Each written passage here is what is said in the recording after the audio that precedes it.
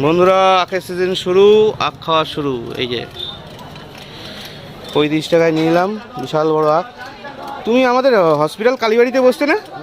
হ্যাঁ হ্যাঁ, আমি ভাবছি কোথায় যেন তোমার দেখেছি।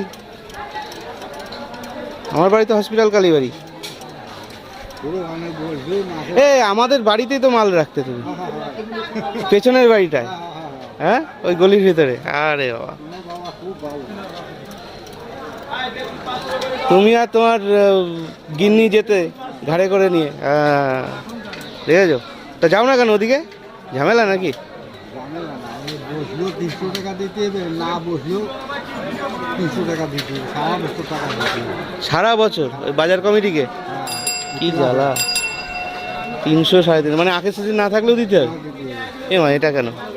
ওই জায়গায় রস বেছে না? হ্যাঁ, রস। এক জায়গা ও বসলেও 300 টাকা দেয় না, যে আর না বসলেও 300 টাকা দেয় না।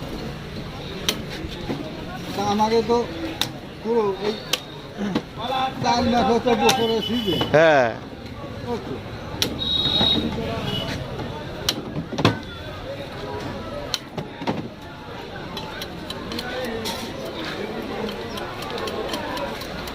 আগে থুতাম ওই জুনুগুলোর বাড়ি। হ্যাঁ, ঝুমুদা তো মারা গেছে, জানো তো? হ্যাঁ, জানি।